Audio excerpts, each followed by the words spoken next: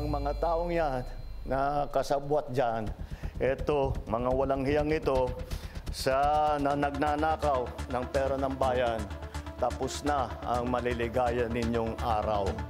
Hahabulin na namin kayo. Palagay ko, matatapos na yung kaso nila, buo na yung kaso. Makukulong na sila. Wala silang Merry Christmas. Before Christmas, makukulong na sila.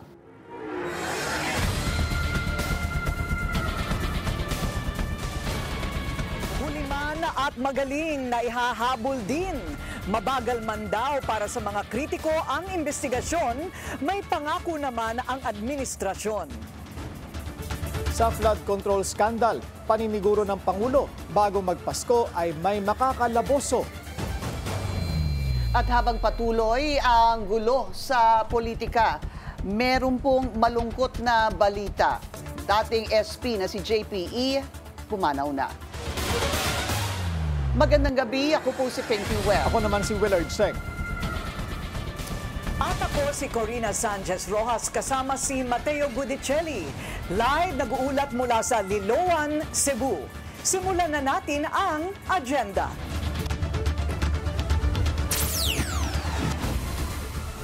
Hindi Merry Christmas. Halos 4 scandal sa selda magpapasko. Ayon kay PBBM, pinsan niyang si Martin Romualdez, kasali kaya?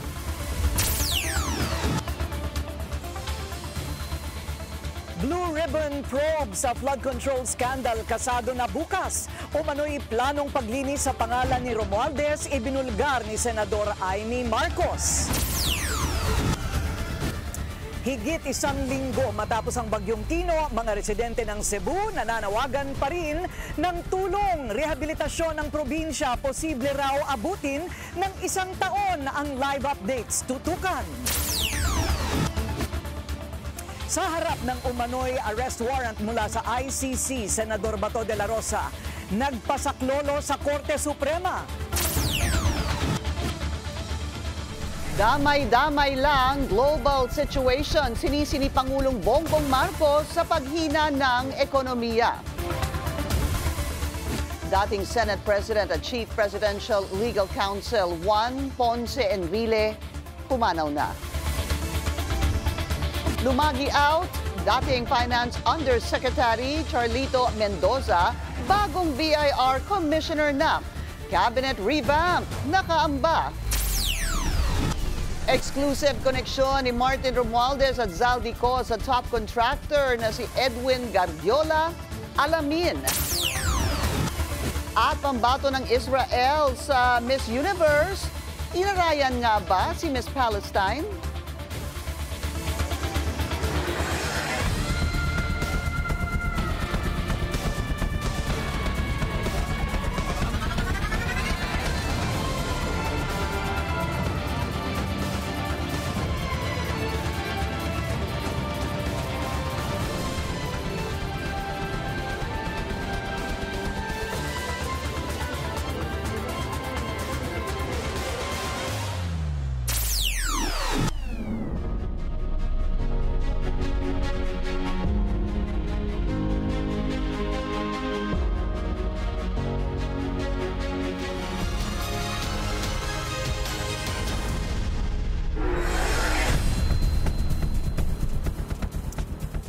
Silang Merry Christmas. Yan ang babala ni PBBM sa mga dawit sa flood control corruption scandal. Mabagal man ang investigasyon, sinisiguro ng Pangulo na may makukulong bago magpasko. Pero kasama kaya ang kanyang pinsan na si dating Speaker Martin Romualdez dito. Narito ang agenda report ni Ivy Reyes. Kaya't yung mga taong yan na kasabwat dyan, eto, mga walang hiyang ito, na nagnanakaw ng pera ng bayan, tapos na ang maliligaya ninyong araw. Hahabulin na namin kayo. Magnonoche buena sa selda ang 37 individual na nasa listahan ng Pangulo. Ito ang kinumpirma ni PBBM ngayong araw sa pagre-report niya sa bayan kung ano na ang nangyayari sa flood control investigation ng kanyang administrasyon. 3 buwan na kasi ang nakalilipas matapos niyang sabihan ang mga sangkot sa anomalyang ito na mahiya naman kayo. Sa 37 individuals na ito, mambabatas ang ilan. Hindi pa ibinibigay sa media ang listahan ng mga pangalan pero wala raw dito si former House Speaker and presidential cousin Martin Romualdez. So I don't know. No, with the speaker, no. Not as yet. Not as yet. If something else comes out, then he might have to be answerable for something. Ang nasa abroad naman na si resigned Ako Bicol Party List Representative Zaldico, ikakansela ang passport, oras na hainan na siya ng kaso. At pagdating daw sa pagsasampa ng kaso laban kay Ko, it is a matter of when, not if. Pinapanindigan pa rin ng Pangulo ang posisyon ng administrasyon na hindi dapat madaliin ang mga kaso. Hindi raw kasi nag-iimbestiga ang kanyang administrasyon para lang sa optics. Palagay ko nasa ano na, matatapos na yung kaso nila, buo na yung kaso. Makukulong na sila. Wala silang Merry Christmas. Before Christmas, makukulong na sila. Ayon kay PBBM, mayroon ng higit 20,000 reports ang natatanggap ng sumbong sa Pangulo website.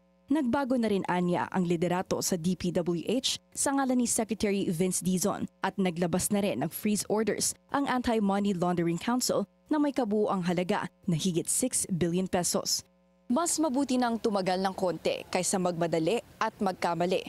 Sa ngayon, itikom ang bibig ng Pangulo sa kung sino ang sa tingin niya ay pinaka-guilty sa flood control scandal. Para sa Agenda, Ivy Reyes, Billionaire News Channel.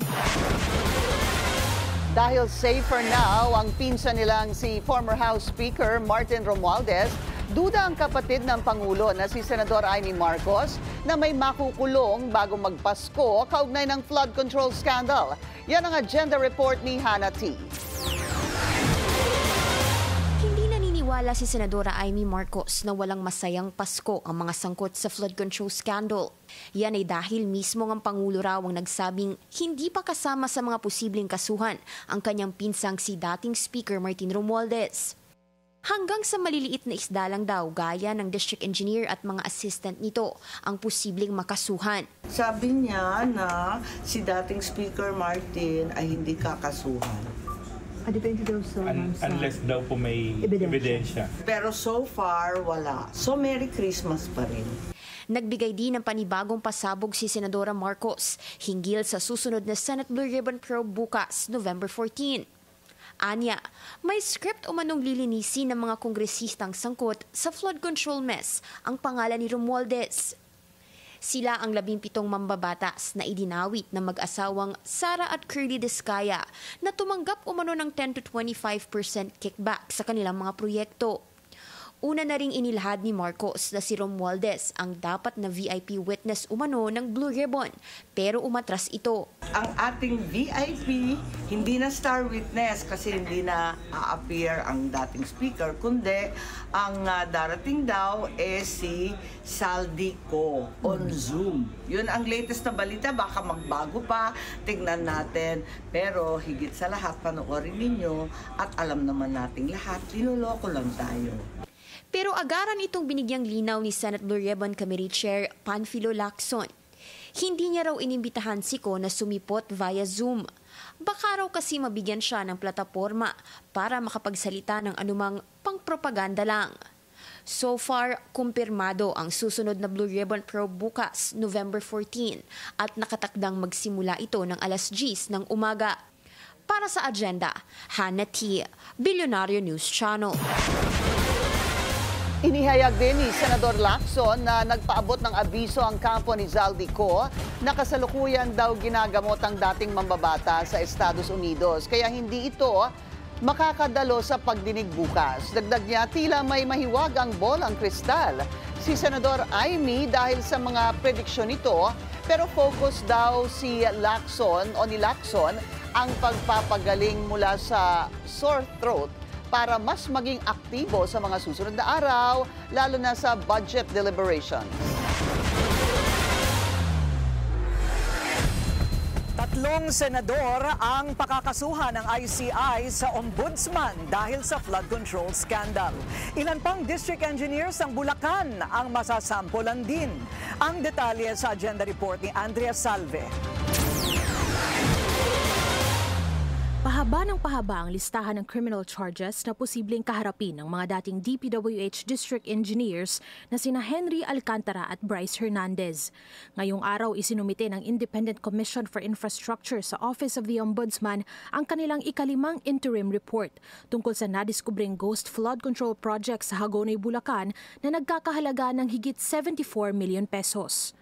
Based on the report endorsed by the Commission on Audit, COA, it was established that no structure was constructed at the location specified in the approved bid plans.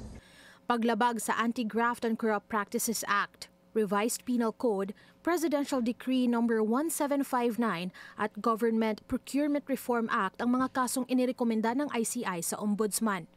Bukod kina Alcantara at Hernandez, kabilang din sa inireklamo ang 4 pang Bulacan engineers na sina Ernesto Galang, Jolo Marie Tayaw, John Michael Ramos at Limuel Efraim Roque. Damay din si Darcy Kimmel Respicio, ang nasa likod ng Darcy and Anna Builders and Trading na siyang contractor ng proyekto. It appears that several DPWH public officials were grossly negligent, if not remiss, in the performance of the respective duties to ensure that the project was properly implemented and that government funds were lawfully and prudently disbursed.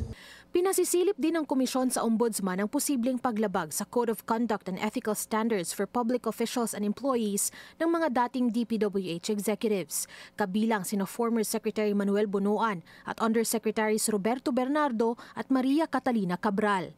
Sa press conference ngayong araw, sinabi rin ng ICI na sa susunod na linggo, hindi bababa sa 3 incumbent o dating mga senador ang pakakasuhan nila sa Ombudsman.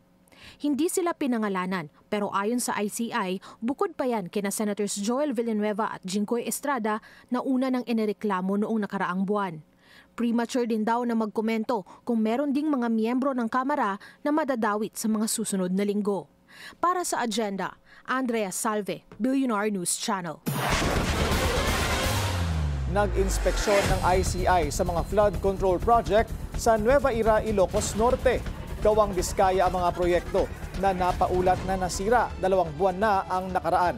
Maayos na ito ng kanilang madatnan, pero hindi raw ito basihan para sabihing tama ang pagkakagawa ng istruktura. Ayon kay ICI Special Advisor Rodolfo Azurin Jr., iimbestigahan nila lahat ng proyekto sa probinsya na naipatayo simula noong 2016. Bukod sa flood control projects, sisilipin din nila ang mga street solar lights na pinondohan ng national government. Higit 300 billion pesos na ang nakaltas sa proposed 2026 budget ng DPWH matapos pumutok ang flood control scandal. Malaking pondo naman ang makukuha ng education sector sa susunod na taon. Ang detalye sa agenda report ni Dexter Ganibe ng Abante. Mula sa 881 billion pesos, bumaba sa 624 billion matapos alisin ang budget para sa flood control projects. At sa pagbusisi pa ng Senate Finance Committee, natapyasan pa ng karagdagang halos 56 billion pesos ang panukalang budget ng DPWH sa susunod na taon. Kaya sa bersyon ng Senado, magiging 568.56 billion pesos na lang ito. During the hearings, we discovered several red flags, such as roads with no station IDs, duplicate projects, projects in multiple phases, and reappearing projects from previous year's budget. Ang higit 568 billion pesos na panukalang budget ng DPWH ay siyang pinakamababang budget ng kagawaran simula noong 2019. The national budget is more than a purse. It is the single most important reflection of the nation's priorities. And these priorities must always embody the aspirations of our people. Tinawag ni Gatchalian na education budget ang higit 6.7 trillion pesos na panukalang budget ng gobyerno sa susunod na taon. Pinakamalaking bahagdan kasi nito o nasa 20% ay nakalaan sa edukasyon. Sa 1.38 trillion pesos na budget sa edukasyon, halos 1 bilyon ang mapupunta sa DepEd na siyang pinakamalaki sa kasaysayan ng ahensya. Kabilang sa pinaglaanan ng pondo na 68 billion pesos ang pagtugon sa classroom backlog na umabot na sa 147,000 sa buong bansa. Kabilang na rito ang higit 5,000 classroom na nasira ng mga nagdaang kalamidad. Tinaasan din ang budget para sa school-based feeding program para sa kinder at grade 1 na i-cover na ang 200 school days sa susunod na taon. 140 billion pesos naman sa mga state colleges and universities. Ang CHED ay may 48.2 billion habang ang TESDA ay pinaglaanan ng 25.3 billion pesos na budget sa susunod na taon. Para sa agenda, Dexter Ganibe, Abante!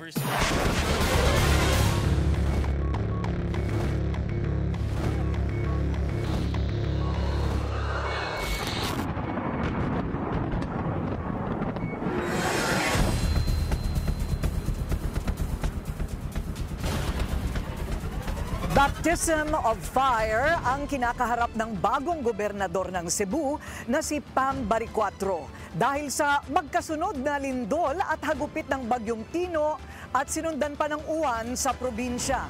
Ang namatay sa ngayon ay nasa 108, ang nawawala ay 44 at ang nasugatan ay 1,365. Ipinaliwanag ni Baricuatro na ang kakaibang pagbabaha na ito ay dahil sa pag-apaw ng watershed sa mga bundok ng Balamban. Sabay pagguho ng flood control projects na nakaharang sa 3 ilog kasama ang sa watershed.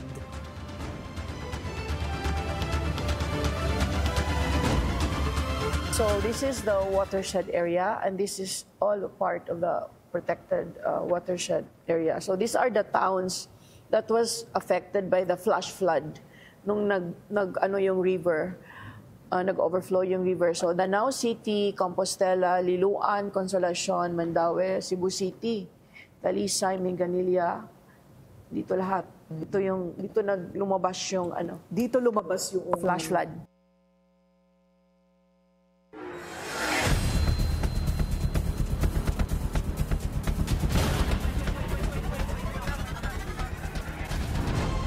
Ipagpapatuloy po natin ang ating panayam kay Governor Pam Baricuatro maya-maya po lamang kung saan ipinaliwanag niya ang tungkol sa mga mayor na nawawala kapag panahon ng bagyo at gayon din ang mga ghost flood control projects na nagdulot ng sobrang pinsala dito sa maraming bahagi ng Cebu Province. Samantala, Palihog, Tabangi, ito ang nagkakaisang mensahe ng mga kababayan nating Cebuano dito sa Barangay Kutkot sa Liloan, Cebu, 1 linggo matapos ang matinding pananalasa ng Bagyong Tino sa kanilang lugar.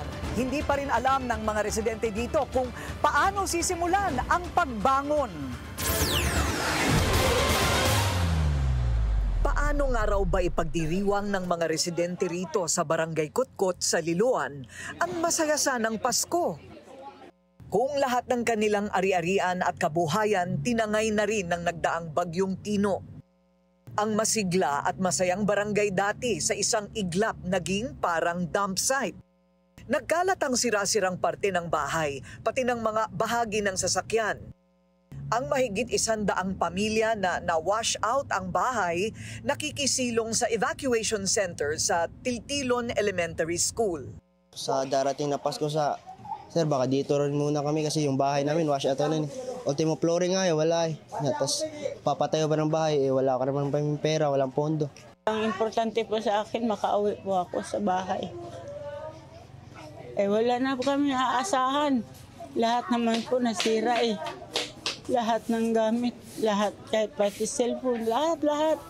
Pati gamit namin sa bahay, sira na po. Hindi na kami pabalik doon, takot na Baka mangyari pa ulit. Isa sa pinakahinagupit at inanod ng mga baha ng Super Typhoon Tino. Kung mapapansin po ninyo ay medyo middle class ang subdivision na ito. Hindi po naghihirap ang mga tao dito. Pero dahil po sa bilis ng agos at pagbaba ng tubig mula sa watershed ng Balamban, ay nagsipag-akyatan na lang ang mga residente sa mga bubong ng kanilang mga bahay para makaligtas. Ngayon, ang mga bahay na wala pong maakyatan ng mga residente, sila ang mga nalunod. Ang death toll dito lamang sa Liloan ay umabot ng 34 o 34.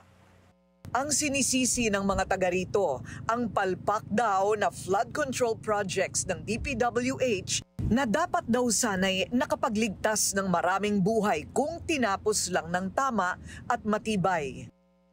Ang pamilya ng mga naulila, sigaw ay hustisya at pagmamakaawa sa gobyerno. Galit na galit, sir, kasi hindi man nila gaano ka tigas yung ginawa nila. Hindi man masyadong maganda. Madali rang masira. Kasi since ever, wala namang dike before. Ngayon lang yan may dry dike na, tsaka pa bumaha. Ang alam ko kasi, yung sa flood control dyan, iba-ibang subcons yan eh. Pero yung sa dito banda sa amin, okay naman. Hindi naman siya nasira. Doon sa bandang taas lang talaga. Mananagot ang dapat managot. Yan naman ang sinisigurado ni Governor Pamela Baricuatro sa kanyang mga kababayan. Mahigit 26 na bilyong piso umano ang halagang nailaan sa flood control project sa Cebu. Pero natuklasan niyang lahat ay puro substandard at hindi pa natapos ang iba. Ang ghost project daw nangyari sa panahon pa ng dating gobernadora na si Gwen Garcia. You were talking a while ago about kanya-kanyang flood control mitigation sa bawat municipality or town. But then, ang ipinagtataka din ninyo, and you were vocal about this, is the master plan dapat for Cebu. Yes. And what was that master plan about? 2019, JICA and Mega Cebu made a Metro Cebu flood control and drainage master plan. If you've seen in the news, Secretary Villar already earmarked 33 billion for that project. But 33 billion? But it was never executed. That's why we asked the question, why did they not execute it when it could really help mitigate the flooding? This thing wouldn't have happened now had that project was pursued. Sinubukan naman ang agenda na kunin ang panig ni dating Governor Garcia, pero wala pang sagot sa ngayon ang kanyang opisina. Patuloy pa rin ang clearing operations ng LGU sa Ground Zero dito sa Barangay Kotkot. Wala na ang mga patong-patong na sasakyan, pero nagkalat pa rin ang putik at mga gamit pambahay sa paligid. Meron pa rin mga sasakyan pero kung saan-saan mo na lang sila makikita. At yan na muna mula dito sa aming kinalalagyan sa Barangay Liloan. Back to you, Pinky and Willard. Salamat, Corina. Pumanaw na si Chief Presidential Legal Counsel at dating Senate President Juan Ponce Enrile. Ito ang kinumpirma ng kanyang anak na si Katrina Ponce Enrile, ang kanyang buhay at karera. Sa ulat ni Hannah T. Si Juan Ponce Enrile ang isa sa pinakamatagal na mambabatas sa bansa. Isinilang noong February 14, 1924 sa Gonzaga, Cagayan. Si Enrile ay nagmula sa simpleng pamumuhay. Ang kanyang pagpanaw, marka ng pagtatapos ng isang mahalagang yugto sa kasaysayan ng Philippine politics. Siya ay anak ni Alfonso Ponce Enrile at Petra Furaganan. Nagtapos siya ng may karangalan bilang cum laude at salutatorian mula sa University of the Philippines College of Law noong 1953. Kumuha rin siya ng Master of Laws sa Harvard University noong 1955. Na nagpatibay sa kanyang reputasyon bilang isang legal scholar. Sinimula ni Enrile ang kanyang karerang pampulitika sa ilalim ng dating Pangulong Ferdinand Marcos, kung saan siya ay nagsilbing kalihim ng katarungan at kalaunay naging Minister of Defense. Isa siya sa mga arkitekto ng pagdedeklara ng martial law noong 1972, isang panahong puno ng kontrobersya dahil sa mga aligasyon ng paglabag sa karapatang pantao. Pero noong 1986, tuluyang nasira ang kanyang relasyon kay Marcos. Kasama si Fidel Ramos, tumalikod sila sa diktadura. Kalaunan, sinilang ang EDSA People Power Revolution. Sa pamamagitan ng revolusyong ito, natapos ang mahigit 2 dekadang pamumuno ni Marcos. Pagkatapos ng EDSA Revolution, nagpatuloy ang political journey ni Enrile.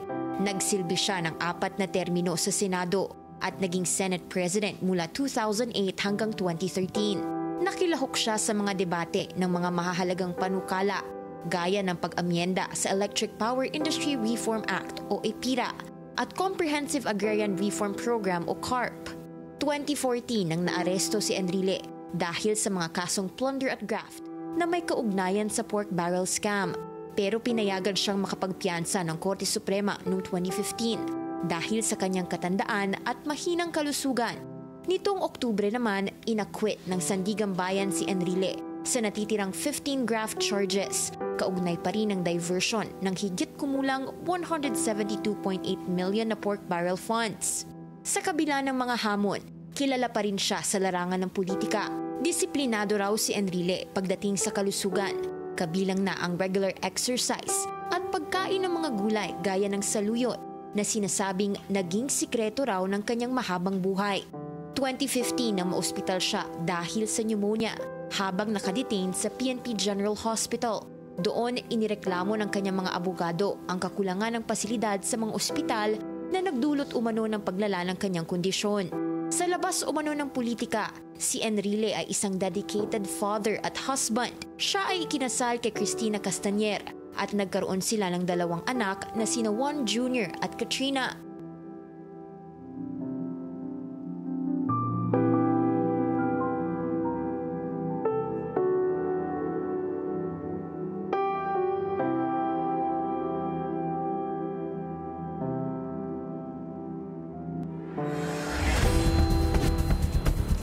Sa harap ng umano'y arrest warrant mula sa ICC, Senador Bato de la Rosa nagpasaklolo sa Korte Suprema. At Martin Romualdez, principal sponsor sa kasal ng anak ng top contractor na si Edwin Gargiola. Susunod yan sa agenda.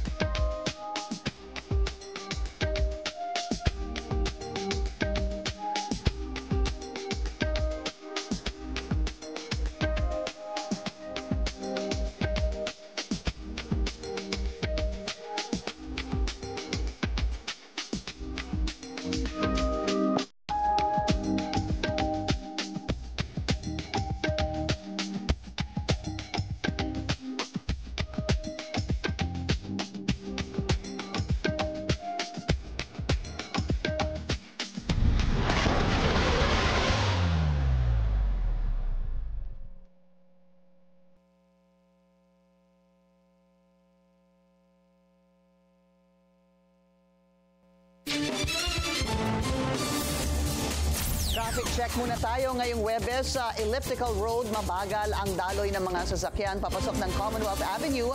Mabilis naman ang kabilang lane.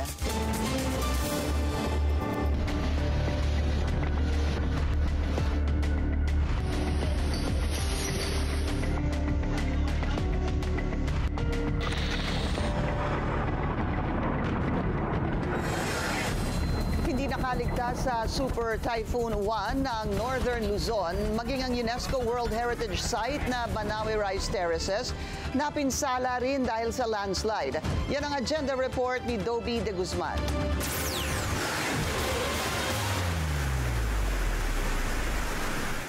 Under state of calamity ngayon ang Banawe sa Ifugao. Dahil sa Super Typhoon 1, maraming bahay ang nawasak, ang ilan tila nakabitin sa bundok. 6 na barangay ang nananatiling isolated dahil sa landslide. Problema rin ang kawalan ng tubig inumin. At ang matinding bangungot ayon sa alkalde ng bayan, 5 ang namatay. Ginawa po namin ang part po ng munisipyo. We encourage and force them to evacuate. Unfortunately, talagang hindi po natin maiiwasan. Tahanan ng pamosong rice terraces ang Banawe.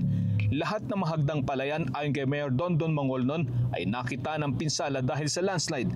Kabilang narito ang rice terraces sa Batad na siyang pinakapaboritong pasyalan ng mga lokal at banyagang turista. Sa larawang ipinadala ng ilang residente, malaking guho ang nakita sa gitna at iba pang bahagi nito. Yun po sobrang nakakalungkot. Isipin na nawalan na po ng pangkabuhayan yung mga residents din po doon. Especially that yung place po namin is a tourism site. So ngayon naging eyesore na po yung landslide doon and for sure affected na po yung tourism po namin doon. Dahil dito ay umaapila ng tulong ang mga residente at lokal na opisyal ng Banaue. Kami po ay nananawagan on behalf of the municipality of Banaue and the municipal officials of Banaue. Kami po ay nananawagan sa national government sa mga willing na tumulong for the immediate restoration and rehabilitation of the rice terraces. Not only the restoration and rehabilitation of the rice terraces, included na po yung restoration ng mga irrigations, canals at mga water pipes. Dahil sa pinsalang iniwan ng bagyo, nasa state of calamity ang buong lalawigan ng Kalinga. Base sa tala ng Office of Civil Defense, 18 ang namatay sa Cordillera, 21 ang nasugatan at 2 ang nawawala. Para sa Agenda, Dobby D. Guzman, Bilyonaryo News Channel, Baguio City.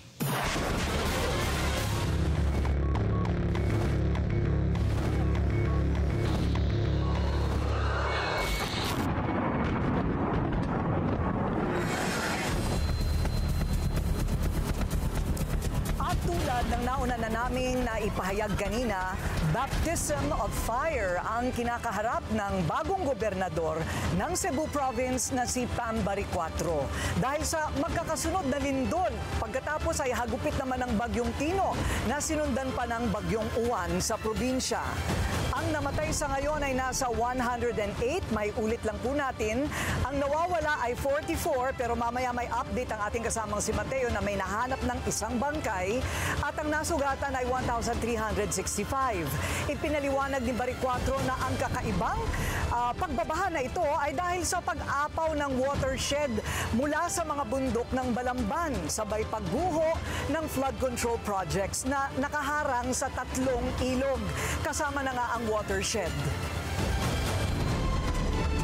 So this is the watershed area and this is all part of the protected watershed area. So these are the towns that was affected by the flash flood nung yung river, nag-overflow yung river. So Danao City, Compostela, Liloan, Consolacion, Mandaue, Cebu City, Talisay, Minganilla, dito lahat. Dito lumabas yung Dito lumabas yung flash flood. Ang lahat ng nadiskubring substandard o ghost projects sa lalawigan ay inireport na ng Office of the Governor at isinumite na sa ICI para maimbestigahan. Nakalista dito ang mga project, mga halaga, mga kontraktor at mga namahalang taga-DPWH. Inirereklamo ni Baricuatro ang 26 na bilyong pisong na flood control. At nagtataka rin siya kung bakit hindi ginawa ang flood control master plan na pinangalanan na at pinaglaanan na rin ng mahigit 30 bilyong piso sa ilalim ng pamamahala ni dating DPWH Secretary Mark Villar. If you've seen in the news, Secretary Villar already earmarked 33 billion for that project. But 33 billion? But it was never executed. That's why we asked the question, why did they not execute it when it could really help mitigate the flooding? This thing wouldn't have happened now had that project was pursued. Pinaliwanag rin ng gobernador na siya nga ay nagbigay ng travel pass sa 7 mayor at isang board member noong Setyembre na nag-abroad kahit binabagyo ang kanilang mga sakop.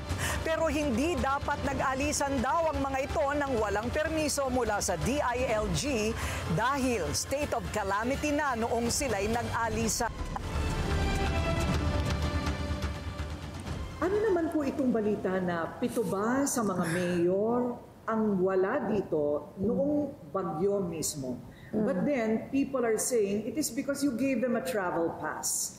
But now I understand the timeline. Can you talk about it? No, they asked for it September pa. It's my ministerial duty to sign their authority to travel. No, but they have really the option to cancel. Like one of the mayor that was supposed to be with them canceled the trip because of the impending typhoon. Because there already was a forecast. Yes, but they opted to leave anyway. So, the responsibility and accountability relies on them, not on me. Because they have an option naman. Right. And another thing that I was informed by the ILG, pag ang isang province pala under the state of calamity, they should not only ask the authority to travel from the governor, but also from the secretary of the ILG. So pag wala sila noon, then I'm sure they'll be in trouble as well. Si Barry Cuatro ay bagong naitalaga ni PBBM bilang head ng Regional Development Council para mag-imbestiga at ipaayos ang mga proyekto. Okay, so Pink and Willard, Mateo, ang tansya ni Governor Barry Cuatro aabutin pa ng may 1 taon ang rehabilitasyon ng probinsya sa dami ng mga nasirang bahay, mga kabuhayang nagsarado. Ang flood control master plan naman para sa Cebu na inaasahan nila na naunsyame ay pinaniniwalaan niyang aaksyonan naman agad ng Pangulo at DPWH Secretary Vince Dizon. And in light of all of this, Mateo, yes, ma'am. Pink and Willard, may mga nakilala kami dito na sa gitna nga naman ng trahedya, may uusbong ng mga live heroes, mga buhay na bayani, right? That's Mateo? right, Corina. This morning, I was doing my rounds. I actually visited 3 or 4 different barangays. And in Mandaue City, Sitio Yorca, there was this fascinating man, hero, 61 years old. Pangalan po niya ay si Ronnie. Talagang, it's a community of almost 150 to 200 individuals. He saved more than half of the people. Wow. Kaya wala po siyang, walang casualty sa lugar na yon. And of course, after that, we came here, we meet here in Liloan, and I was just doing an interview a while ago, and there's still several bodies missing. Pero 5 minutes bago nag-umpisa ang live natin, ang ambulance pumasok yung paramedics, Coast Guard, and we found a female body. Kasama si Mateo na na-discover yung katawan. Opo. Sa loob ng bahay, ano? Hindi po sa loob ng bahay, sa labas ng bahay, sa isang bakanting lote po. Dinala ng agos. Opo, ang nangyari po, yung mga aso, tumatahol na, may talagang foul smell. So pumasok na po kami doon. At true enough, may isang babae. Hindi pa natin na-confirm kung sino po siya, pero it is a female, and it's now in the ambulance, actually going to cross in a while here in front of us, and they're going to determine kung sino po itong individual na po ito. So from 44 missing, 43 na lang. Okay, Yes. kwentuhan mo naman kami sa iyong nakita kanina. Ito ma'am, 9 na araw na mula ng hagupin ng bagyo ang Cebu, pero hanggang ngayon marami pa rin ang pilit na bumabangon talaga. Sa kabilang ng nawalan ng tahanan at kabuhayan, lumilitaw po ang mga kwentong puno ng tapang, determinasyon at pagmamalasakit.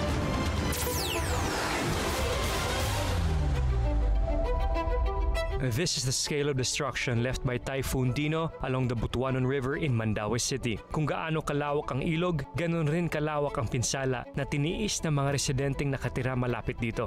Isa ang barangay Kasuntingan sa matinding hinagupit ng Bagyong Tino. 9 days after the storm, the fear and trauma remain fresh for the victims of the flooding. Ang kwento ni Ronnie, napaka-heroic ang story ni Ronnie dahil itong barangay nila dito sa Cebu City, he was able to save many individuals dahil wala namatay, wala nalunod. Pero si Ronnie mismo, muntik nalunod dito sa pagsalba ng marami mga kababayan sa dito. Si Tatay Ronnie Ranil, 61 years old. For his entire life, he had never experienced a disaster this massive. But at the height of the storm, when the river swallowed their homes and people were screaming for help, he did not hesitate. He did not think twice, but he moved. He saved whoever he could in the raging floodwaters, one life at a time. Instead of saving his own livestock, he chose to save people first, human lives above everything else. Resident like Gigi Ruta witnessed firsthand how Ronnie risked his life for others. In just one night, everything Ronnie worked for his entire life was washed away. His home, his belongings, all gone. But he does not complain. He does not regret anything. For him, what matters most is simple. He is alive, and the neighbors he saved are alive. I may be poor, but helping others makes me happy. This is my principle in life. From Mandaue, I traveled to Barangay Bakayan in Cebu City, another area devastated by the storm. Mga kababayan, nandito na po tayo sa Villa del Rio 1. As you can see to my right, to my left, behind me, it's a total devastation, a disaster that happened because of Typhoon Tinyo here in Cebu. Good thing people are cleaning up. This is the cleaning up stage. You can see to my right, to my left, homeowners are here trying to take all this mud away, mud out of their homes because their appliances, their personal necessities, their clothes, everything you can see is all trashed right now and all destroyed because of the mud. Behind me right now, you can see 1, 2, 3, 4, 5, maybe 10 cars just on top of each other and totally destroyed. Up to today, 9 days after the typhoon, the Philippine Army, together with the private sector, are actually cleaning up and taking out all the debris and clearing out the roads. Here, the destruction is overwhelming, and the stories even more heartbreaking. You cannot imagine the terror the victims felt as the flood swept through their homes. And nothing can describe the grief of survivors like Tatay Jimmy, who lost 10 family members, all swept away by the flood, all of them gone. This is just one of 4 evacuation centers in Barangay Bakayan. In Cebu City alone, there are 75 evacuation centers, sheltering more than 2,000 people displaced by Typhoon Tino.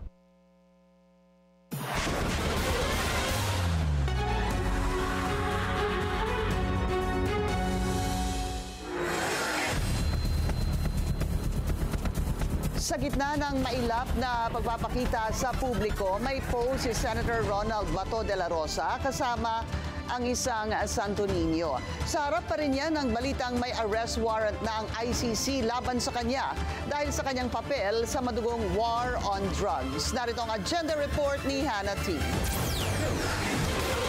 Kumakapit ngayon sa spiritual advice si Senator Bato de la Rosa. 5 araw matapos lumabas ang balita ni Ombudsman Jesus Crispin Remulla na may warrant of arrest na ang ICC laban sa kanya, lumitaw si de la Rosa online. Isa sa kanyang latest posts ang personal encounter kay Father Shano Ubod ng Compostela Parish Church ng Cebu. Sa panahon daw ngayon, kailangan niya ng gabay ng kanyang spiritual advisor. Sa isa pang hiwalay na post, hawak niya naman ang replika ng Santo Niño na anyay kapareho niya ng kaarawan. Si De La Rosa ang nooy PNP chief sa kampanya kontra droga ni dating Pangulong Rodrigo Duterte na ngayon nasa kustodiya na ng ICC. Hindi pa tukoy kung nasan ngayon ang senador, pero una na siyang dinepensahan ng kapwa minority member na si Senadora Amy Marcos. Isang malaking kamunistudan at pinagsasabi nila na may balita na merong warrant na narinig nila na may kopya na hindi maipakita pero sinentensyahan na kung anong gagawin. Ano bang kalokohan yan? Nilinaw ni DILG Secretary John Vic Remulla sa isang interview na ang kopyang nakuha ng kapatid niya na warrant ay mula sa isang third source. Anya, mukhang opisyal ito at as far as we're concerned at basta nasa security apparatus, dapat actionable document daw ito. Hindi nagkomento ang kalihim sa kung paano iimplementa ng PNP ang warrant sakaling totoo ito at wala pa raw silang natatanggap na red notice. Matatandaang may naging papel ang ahensya sa pag-aresto kay Duterte nitong Marso. Naniniwala ang ilan sa Senate minority na dapat lokal na korte at hindi ICC ang manaig sakaling totoo ang warrant laban kay De La Rosa. Base sa impormasyon ng ICC hinggil sa kaso ni Duterte na crimes against humanity, may nakasaad na may co-perpetrators siya para i-neutralize umano ang mga target nilang kriminal kaugnay ng tukhang. Pero hindi nila binanggit kung sino-sino ang mga ito. May chain of command daw ito at network para ma-implement ang sistematikong pagpatay na ayon sa ilang human rights groups, hindi bababa sa 6,000 individual ang namatay. Sa huling monitoring, hindi pa kinukumpirma ng ICC ang warrant laban kay De La Rosa. Para sa agenda, Hannah T., Billionario News Channel. Nagpasaklolo na sa Korte Suprema. Pumirit si Senador Bato de la Rosa ng TRO laban sa pagdampot sa kanya. Sa kanyang petisyon, hiniling ng senador sa SC na pigilan ang mga otoridad sa pagpapatupad ng umano'y arrest warrant at Interpol red notice laban sa kanya. Gusto rin ni De La Rosa na utusan ng Korte Suprema ang DOJ at DFA na kumpirmahin kung mayroon na nga bang inilabas na arrest warrant ang ICC. Wala pa rin kumpirmasyon kung may arrest warrant na ang ICC laban kay Senador Bato de la Rosa. Pero sa oras na lumabas ito, isa lang daw ang dapat gawin ng dating PNP chief. Dapat sumuko si Senador Bato de la Rosa sa International Criminal Court, oras na ipaaresto siya nito. Yan ang hamon ng ICC accredited lawyer na si Attorney Gilbert Andres. Anya mismong si de la Rosa na rin ang nagsabing handa siyang harapin ng korte nang maaresto ang kaalyadong si FPRRD. Sa On Point ng Bilyonaryo News Channel, iginiit ni Andres ang naging papel ng former PNP chief sa drug war ng Administrasyong Duterte. Any ICC investigation and prosecution should include Mr. Bato de la Rosa because he was the one who issued that crucial circular memorandum 16-2016, which is Oplan Double Barrel, which was the basis for all of these extrajudicial killings in the war on drugs. Ayon din kay Andres, hindi maaaring i-apply ang bagong extradition rules ng Korte Suprema sakaling may arrest warrant kay De La Rosa. If you look at the recently promulgated Supreme Court rules on extradition proceedings, the definition of extradition really refers to a requesting state. But we know that the ICC is not a state, it's actually an international organization. Dapat anya, isurrender ng gobyerno ang senador. As to who is that Philippine authorities, it's reasonable to read that it's actually the executive, the president. And Philippine state practice is that it actually surrendered a suspect to the ICC in the person of Mr. Rodrigo Duterte last March 12. Therefore, we expect that if the Philippines will actually be consistent with its state practice, it will also surrender anyone, any suspect that has an ICC arrest warrant issued against him or her. Sa ngayon, mahirap daw kumpirmahin ang pahayag ni Ombudsman Boying Remulla na pinaaresto na ng ICC si De La Rosa. Paliwanag ni Andres, hindi inaanunsyo ng korte sa publiko ang mga arrest warrant. Kung sakali anya, ang DFA raw ang unang ahensya na makakaalam nito. Executive Secretary Lucas Bersamin on his way out na ba? At mga magarbong property ni top contractor Edwin Guardiola silipin. Susunod yan sa agenda.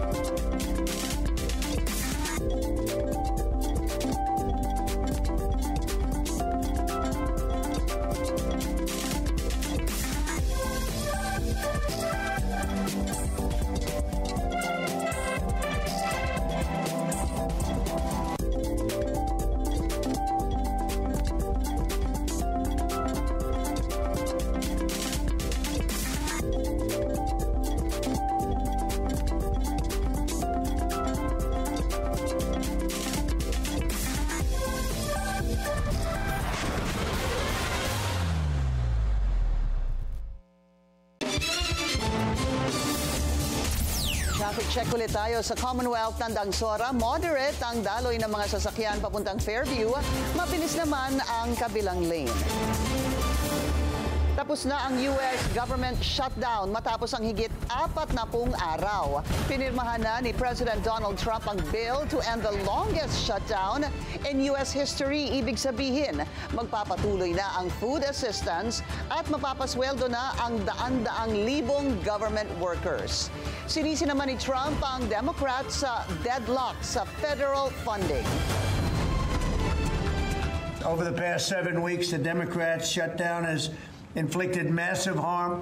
They caused 20,000 flights to be canceled or delayed. They deprived more than 1 million government workers from their paychecks and cut off food stamp benefits for millions and millions more Americans in need.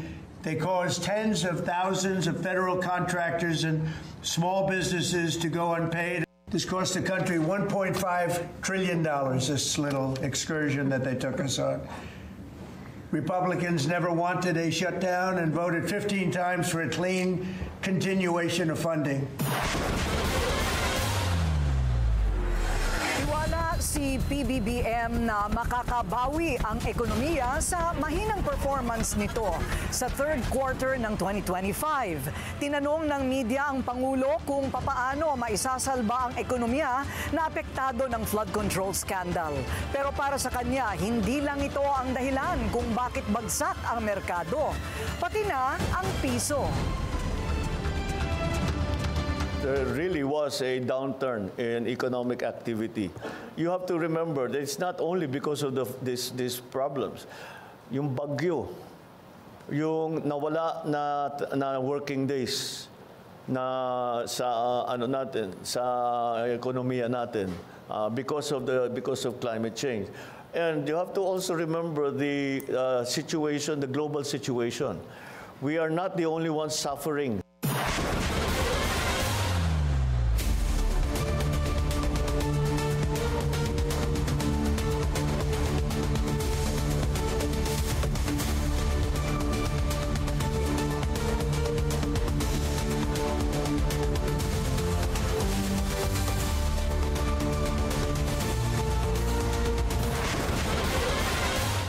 Bago na ang pamunuan ng BIR sa kabila ng maayos nitong performance. Kilalanin ang papalit kay dating Commissioner Romeo Lumagi Jr. sa agenda report ni Hannah T.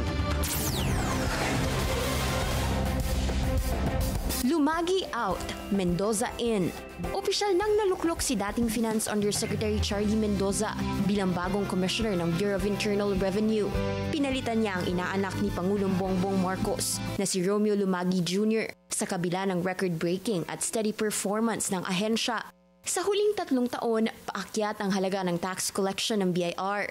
Mula Enero hanggang Setyembre, naabot nito ang 2.3 trillion peso tax collection na on track sa target nitong 3.2 trillion peso full-year target. Si Lumagi ay may deep personal at professional ties kay First Lady Liza Araneta Marcos. Ang law firm nito, dating empleyado ang asawa niyang si Carmela at ang first couple ay naging principal sponsors sa kanilang kasal. Nitong nakaraang mga araw lang, pinangunahan ni Lumagi ang pagsasampa ng tax evasion complaint laban sa tinatawag na BGC Boys na sina Henry Alcantara, Bryce Hernandez at JP Mendoza. Kaugnay ito ng kanilang 1.6 billion tax deficiencies mula 2020 to 2024. Naghain din ng parehong complaint ang BIR sa termino ni Lumagi laban sa tinaguriang flood control royalty na sina Sara at Curly Descaya dahil sa higit 7 billion tax deficiencies nila. Sa isa sa huli niyang media interviews, inihayag pa ni Lumagi ang pagtatalaga ng isang malaking grupo sa loob ng ahensya na iimbestigahan ang higit 200 kataong sangkot sa flood control mess. Siyempre, yan nga ang directive, di ba, to prioritize our, so lahat talaga nakatutok and we will make sure na lahat ng kumpanya na involved, lahat ng na may-mention dyan ay ma-investigate. Si Mendoza naman na bagong BIR boss ay naging head ng Revenue Operations Group ng Finance Department na nangangasiwa sa BIR at Bureau of Customs. Taong 2024 nang sumali siya sa DOF bilang bahagi ng team ni Finance Secretary Ralph Recto matapos maging BOC Port of Cebu District Collector ng 3 taon. Doon, meron din siyang record-breaking revenue collections at nakapag-secure ng ISO 9001:2015 certification para sa port at subports nito. Pangatlo si Mendoza sa 2004 bar exams bilang San Beda University Law graduate at meron din siyang geodetic engineering degree sa University of the Philippines. Bago pumasok sa gobyerno, siya ay naging partner sa Palafox Patriarca Romero and Mendoza Law Firm at nagturo rin ng law at bar review courses. Mainit naman siyang binati ni Recto sa kanyang bagong landas na tatahakin at mamimiss daw nila ito sa Finance Department. Pero naniniwala si Recto na BIR will be in good hands at katulad ng exemplified performance ni dating Commissioner Lumagi, parehong husay ang ipapakita ni Mendoza. Para sa agenda, Hannah T., Bilyonaryo News Channel. Tila hindi lang sa BIR ang balasahan. May power play daw kasing nangyayari sa gabinete. Narito ang exclusive agenda report ni Ivy Reyes. Hindi natuloy ang paglipat ni Customs Commissioner Ariel Nepomuceno sa Department of Transportation dahil kung mangyayari ito, magbibitiw umano sa pwesto si Public Works Secretary Vince Dizon ayon sa source ng Billionaire News Channel. Paliwanag ng source, wala talagang gustong umupo sa DPWH at DOTR ang napupusuong ahensya ni Dizon. Kung sisibakin daw si Transportation Acting Secretary Giovanni Lopez, bababa si Dizon sa pinakakontrobersyal na ahensya ng pamahalaan. Ayon sa source, isa rin si Dizon sa 5 pangalan na lumilitaw ngayong umiingay muli ang balitang papalitan si Executive Secretary Lucas Bersamin. Kahanay nito sina Finance Secretary Ralph Recto, former Aquino Executive Secretary Paquito Jojo Ochoa, Commission on Audit Chief Gamaliel Cordoba at Philippine Competition Commission Chairperson Michael Aguinaldo. Matatandaan na nang sumalang sa Senado si dating DPWH Undersecretary Roberto Bernardo. Nabanggit ang Office of the Executive Secretary sa umano'y paghingi ng kickback ni DepEd Undersecretary Trigev Olivar ng 15% cut mula sa isang 2.85 billion worth of infrastructure projects. Agad naman itong itinanggi ni Bersamin. May tunggalian din daw sa pagitan ni Bersamin at na mga Remulla. Sa ngayon, tumatayong ombudsman si Jesus Crispin Remulla. Kalihim naman ng Department of Interior and Local Government si John Vic at miyembro ng Board of Directors ng PAGCOR si Gilbert Remulla.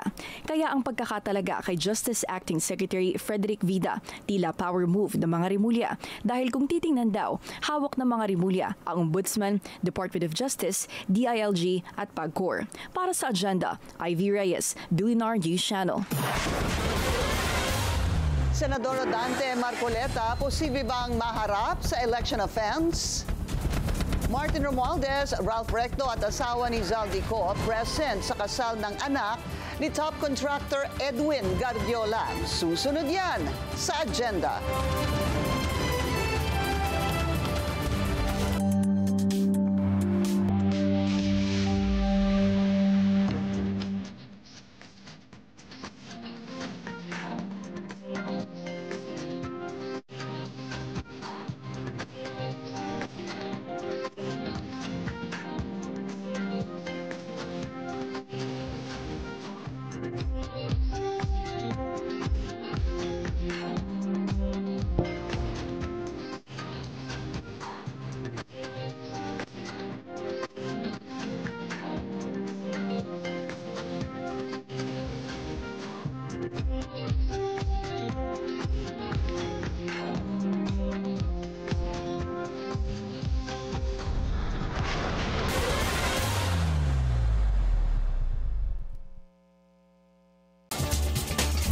Isa pang traffic check ngayong Thursday rush hour sa EDSA White Plains. Moderate to heavy ang daloy ng mga sasakyan sa north and southbound lanes.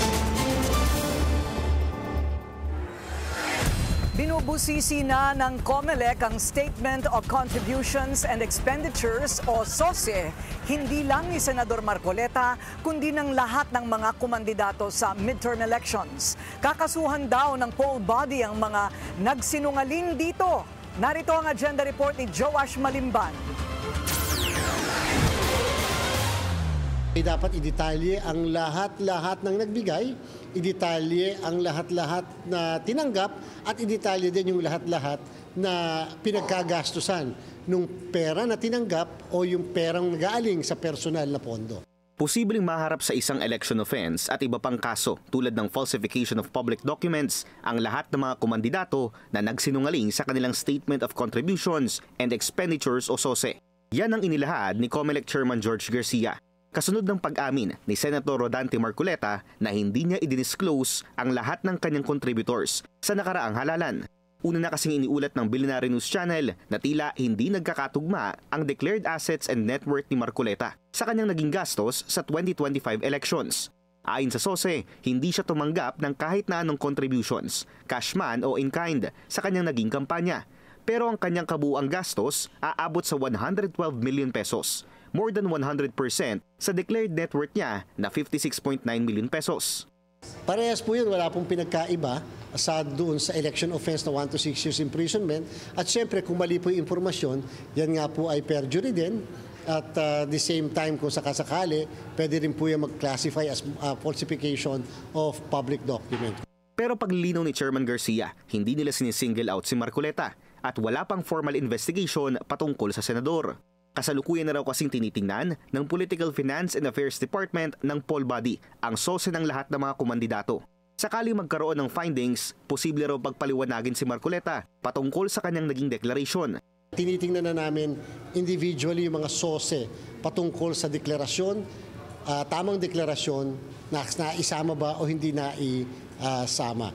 Maganda po yun, yung may mga statement publicly na binigay, yung mga involved na personalidad, kahit paano, pwede po kasi namin pagbasihan yon yung mga statements na yan.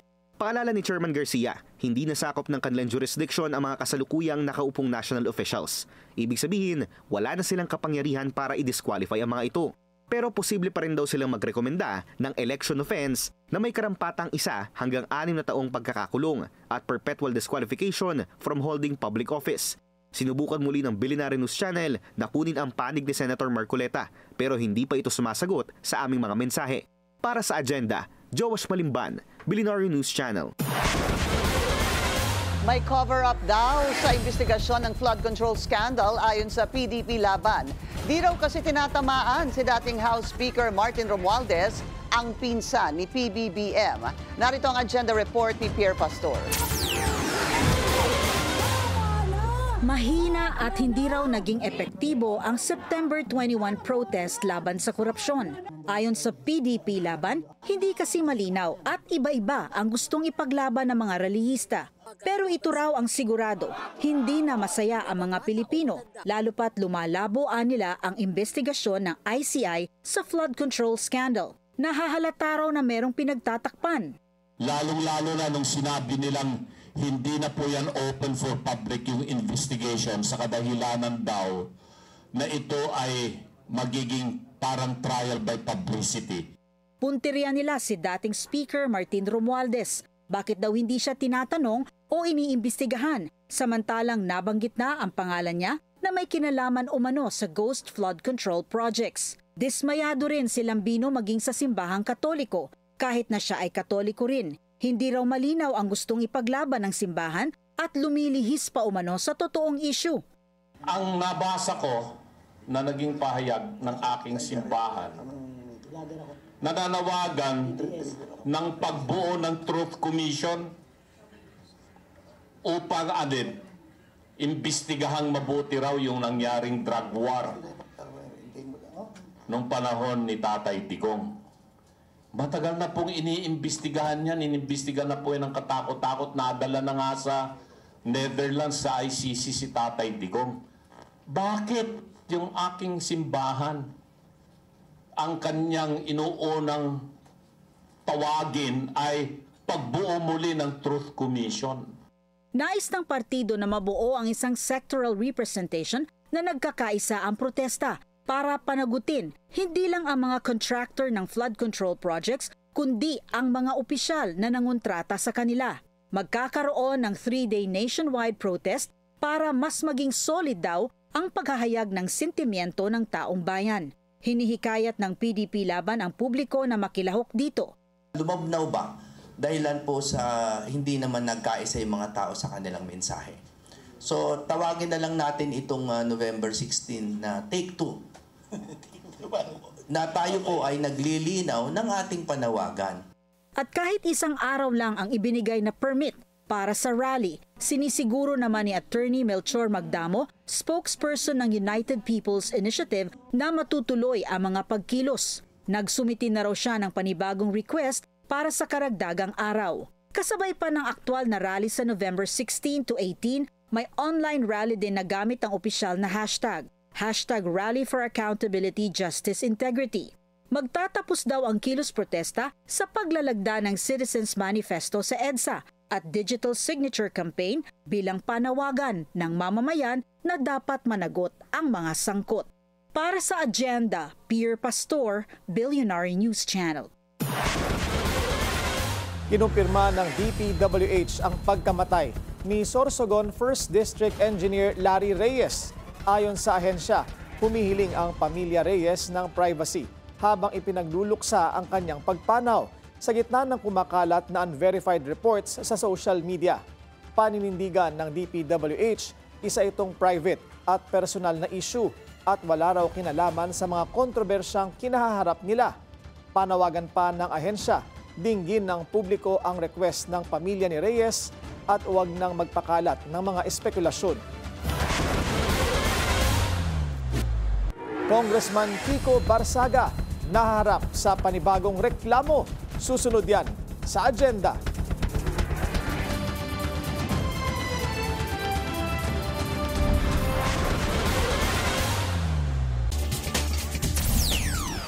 Traffic check ulit tayo sa EDSA Mega Mall. Bumper to bumper ang mga sasakyan sa north and southbound lanes.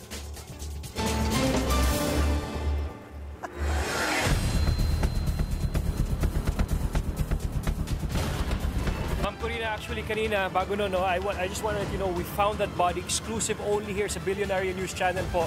Nahanap po natin ay isang babae, female, just by the corner, just a few meters from where we're standing right now. I was asking kanina, tinatanong ko kanina kung saan galing tong individual na to. It is not from this barangay. So most likely, it is from another barangay that was washed down to this barangay. Grabe yung agos talaga ng tubig. Yung mga kotse, pati mga tao, nanggagaling pa sa malalayong mga lugar at napupunta dito, no, sa Liloan, sa isang subdivision sa Liloan kung saan po kami naroon.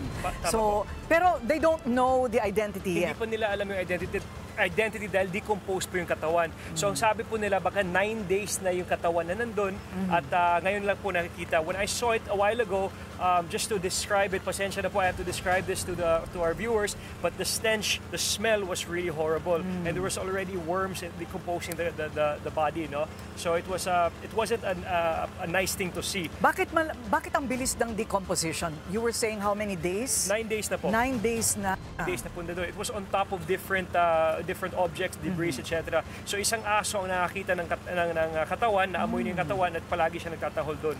Tinanong ko kay Governor Pambari Cuatro kung tumigil na ba ang kanilang search and, well, probably not to rescue but to retrieve operations. Sabi niya tuloy-tuloy pa rin, mayroon pa hong 43. Binawas ko na yung nakita kanina nila Mateo na mga tao na hinahanap pa rin hanggang ngayon at malamang ito, kung hindi ito dinala ng alon kung saan ay natambakan ng debris o ng putik. It was underneath something. Yes po. And I'd also like to inform our viewers po na the search and rescue still continues, especially the clearing. Kanina po, nasa Cebu po kami at yung Philippine Army po na mismo nandun clearing cars on top of each other.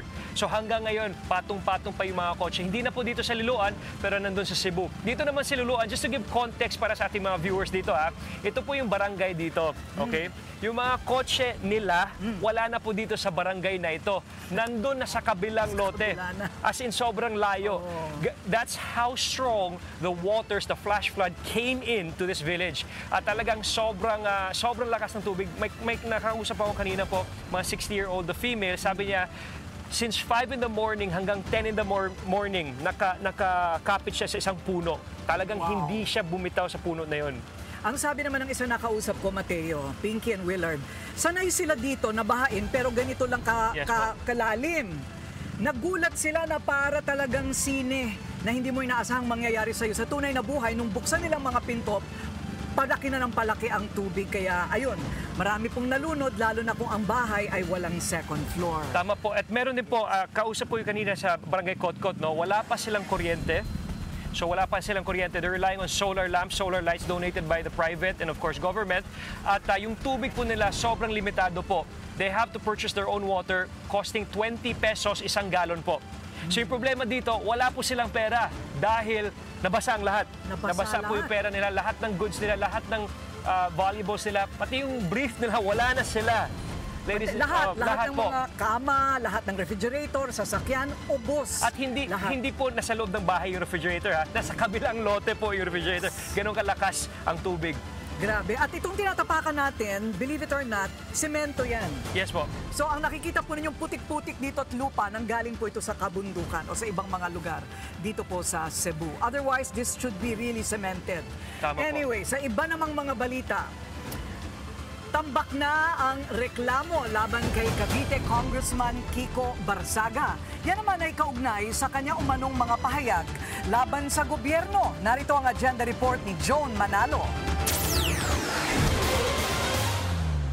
Naharap ngayon sa iba't ibang criminal complaint si Cavite 4th District Representative Kiko Barzaga. Sinampahan siya ng CIDG ng inciting to sedition complaint sa Quezon City Prosecutor's Office. Kaugnay sa mga nangyaring karahasan sa Mendiola at Recto sa Maynila noong kasagsagan ng September 21 anti-corruption protests. Sa isang panayam din ngayong araw, kinumpirma ni CIDG Director Major General Robert Alexander Morico II na muling sinampahan ng panibagong reklamo si Barzaga. Kaugnay naman sa Forbes Park Rally na ikinasa nito noong October 12. Hindi na nagbigay pa ng ibang detalye si Morico dahil ayaw niyang mapangunahan ang preliminary investigation na isinasagawa na ng mga otoridad.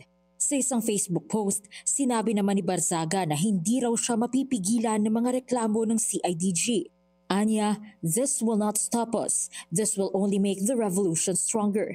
Pinost din ni Barzaga sa social media ang umano'y kopya ng subpoena mula sa Quezon City Prosecutor's Office, kung saan inaatasan siyang magsumite ng counter affidavit.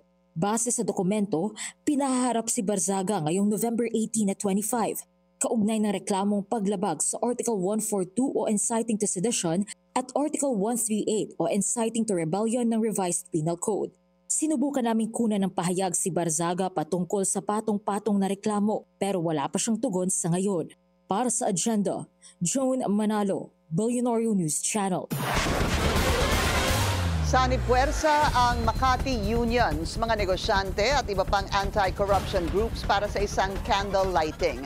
Layon pa rin ito na panagutin ng mga sangkot sa flood control corruption scandal. Ayon sa mga organizer, magtitipon sila sa Ayala Triangle bukas, alas 5 ng hapon at sabay-sabay na magmamarcha patungo sa EDSA, Buendia at Paseo de Rojas. Muli naman silang magtitipon sa Ninoy Aquino Monument para magsagawa ng maikling programa. Top contractor mula pa noong Administrasyong Arroyo, si CWS Party List Representative Edwin Guardiola. Nagpayaman na umano sa posisyon at may malapalasyo na ring mansyon habang unti-unting lumulutang ang kanyang umanong papel sa multi-billion peso flood control scandal. Nakakalkal din ang kanyang koneksyon sa iba pang mga politiko. Sino-sino nga ba ang malapit kay Guardiola? Alamin sa exclusive agenda report ni Joash Malimban. Nagtataka nga kami at hindi napapadamay ang kanyang pangalan. Kita naman natin, kasama siya sa Big Six. Kasama sa umano'y Big Six si Construction Workers Solidarity o CWS Party List Representative Edwin Guardiola. Ayon kay dating mataas na kahoy Batangas Mayor Jay Ilagan. Hindi niya pinangalanan kung sino ang iba pang kabilang sa Big Six na ito. Pero ito raw ang umano'y mga kadikit ni Guardiola sa Kongreso at itinuturong mga pasimuno ng bentahan ng mga proyekto ng pamahalaan. Nitong nakaraang May 19, 2024, ginanap ang wedding ni Michael Tiauki at anak ni Congressman Guardiola na si Kyla Guardiola sa Florence, Italy. Invited ang close friends and families ng dalawang pamilya. Eksklusibong nakakuha ng kopya ng invitation ang Billionaire News Channel. Kita rito kung sino ang mga principal sponsor o ang mga gumastos umano sa kasal ng dalawa. Unang-una sa listahan si dating House Speaker Martin Romualdez na una na ring nalink sa hatian ng kickback ng mga public works projects. Sa isang production video, kitang mismong si Romualdez pa ang nagbigay ng speech sa tila reception part ng wedding. Ikalawa rito si Finance Secretary Ralph Recto, na patagal ng kilalang longtime friend and ally ni Congressman Guardiola sa Batangas. Kasama rin si Mylene Ko na asawa na ngayon nagtatago at ayaw umanong bumalik sa Pilipinas na si dating Ako Bicol Party List Representative Zaldico. Naroon rin si nooy Congressman Anthony Rolando Goles Jr. na tumakbo bilang first nominee ng TikTok party list nitong 2025 elections pero natalo. Kasama niya sana sa party list na ito ang ilang anak at kamag-anak din mismo ni Congressman Guardiola, kabilang na ang bride na si Kyla at si Kim Ann. Nasa listahan din ng principal sponsors ng wedding si Agap Party List Representative Nicanor Briones, na una nang nag-viral matapos mahuling nanonood ng sabong video sa kanyang cellphone habang nagsusona si PBBM. Nandito rin ang sister-in-law ni Congressman Guardiola na si Elaine Guardiola, isang Janice Caroline Rigor na nadiskubre naming nakatira sa Newport Beach, Los Angeles, USA, kung saan itinuturong may 416 million peso mansion ang mga Guardiola, at isang Donna Nicanor na dati nang nakasuhan kasama ni na Guardiola noong 2012 dahil sa isang multi-million peso tax evasion. Spotted din sa mga groomsman si Bernard Faustino D, ang kasalukuyang Philippine Ambassador to Switzerland at pamangkin ni kasalukuyang House Speaker Bogie D. Ginanap ang wedding sa Chiesa di Ognisanti, habang sinundan ito ng reception sa Villa Corsini a Mezzomonte. Ang halaga ng venue umaabot daw sa 30,000 euros o katumbas ng halos 2 milyong piso sa isang araw. Hindi pa kasama ang pagkain, decorations at ibang preparations. Una nang iniulat ng Philippine Center for Investigative Journalism na top contractor na ang mga Guardiola mula pa lang noong panahon ni former President Gloria Arroyo. At tila lalo pang dumami ang kontratang nahawakan ng mga kumpanya na nakapangalan sa kanyang mga kapamilya mula nang umupo siya sa Kongreso. Sa loob lang ng 3 taon, nakakuha ng 30.1 billion pesos worth of DPWH projects ang 3 Guardiola-owned companies, ang Newington, S-Ang at Laurel Development Corporation. Natatawa lang ako pag sinasabing si Diskaya ay mayroong 42 sasakyan. Ganito kayaman si Diskaya. Si Diskaya, ganito lang si Diskaya kumpara sa kayamanan ng Guardiola. Mula na maupo si Guardiola sa Kongreso, kapansin-pansin din ang tila pagdami ng mismong assets ni Guardiola sa ilan sa most highly exclusive villages sa bansa. Isa ang malapalasyong seaside mansion nito sa Club Punta Fuego na personal naming napuntahan sa Nasugbu, Batangas. Isa, ang ani former Mayor Ilagan, ay malamol na property nito sa Malarayat Golf and Country Club. At isang property sa Forbes Park na una nang ibinalita ng Billionaire News Channel na pinagtitirikan din ng property ni former House Speaker Romualdez. Bukod pa yan sa malapalasyo niyang property sa hometown niyang Mataas na Kahoy, Batangas. Sa pagpasok mo, may receiving area sila. Tapos susunduin ka ng golf cart, dadaan ka sa tunnel. During that time, ako'y lumalaban sa kanya. 42 na sports car. Almost 70 ang SUV. Nandun sa loob, naka-aircon. Bakit ko nasabi? Kasi nakakapasok ako doon. Pag may activity ang Rotary, ilang beses din niya akong na-invite doon. Ilang beses sinubukan ng Billionaire News Channel na kunin ang panig ni Guardiola pero hindi ito sumasagot sa aming mga mensahe. Para sa agenda, Joash Malimban, Billionaire News Channel. Ramdam na ang holiday feel sa Makati City. Yan ang agenda report ni Pierre Pastor, live mula sa Ayala Avenue. Pierre, kumusta ang holiday feels dyan?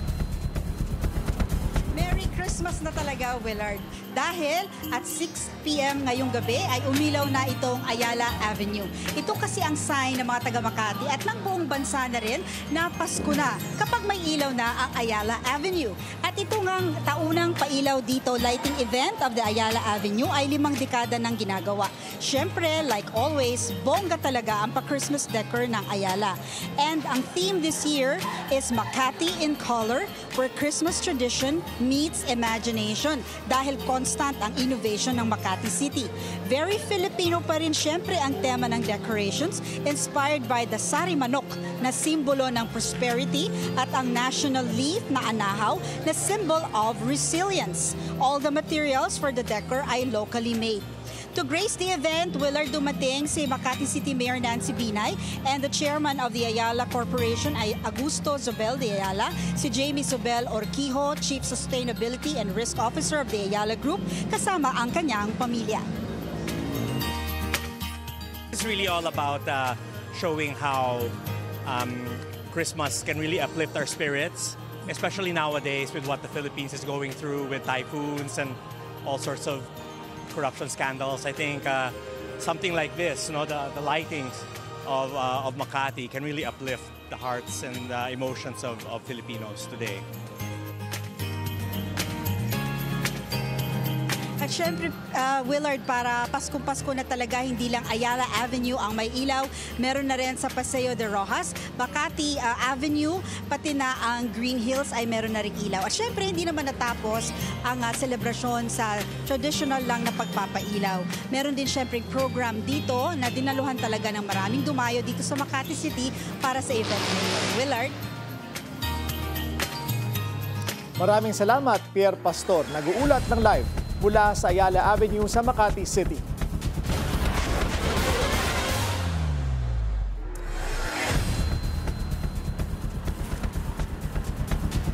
Okay, so yan naman ang dapat nating tuloy-tuloy pa rin na obserbahan dito po sa Cebu, napakarami pang kailangang gawin, Willard and Pinky.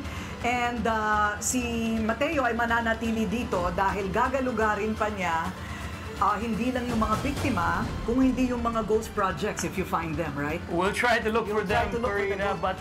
they know where it is. They know. Yes, they've identified it, and the Office of the Governor can tell you exactly where they are. There's one near here in Liloan. Pupuntahan natin bukas.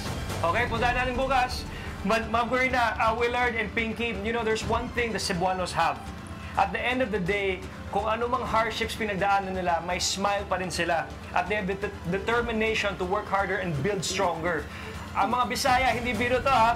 Pag magagalit ang mga Bisaya, magagalit talaga. But at the end of the day, they are here to build stronger, build better, and build an excellent Cebu for the future. So I'm really believing Cebu that will rise up to this. And at maraming salamat sa private sector, government, army, of course, for helping, supporting, rebuilding, and sa lahat-lahat. At Corina, sinasabi ko palagi kapag umiikot dito ako sa Cebu, no? Basta Bisaya, gahi. Gahi man? Oo, ibig sabihin, resilient. I don't want to use the word resilient anymore. I'll say, Cebuanos are tough. Cebuanos have the grit. Cebuanos have the passion, determination to become better every day. Correct. And Cebu will rise again. Yes, ma'am. Well said. At daghang salamat sa inyong dalawa, Corina and Mateo. 42 days to go before Christmas. Yan po ang ating agenda ngayong gabi. Ako po si Pinky Webb. Ako naman si Willard Cheng. Ngayong gabi, ako naman po si Mateo Guricelli. At ako si Corina Sanchez Rojas kasama buong team ng Billionario Channel. Live kami rito sa Liloan, Cebu. Sa bawat issue may anggulo at ang balita may agenda.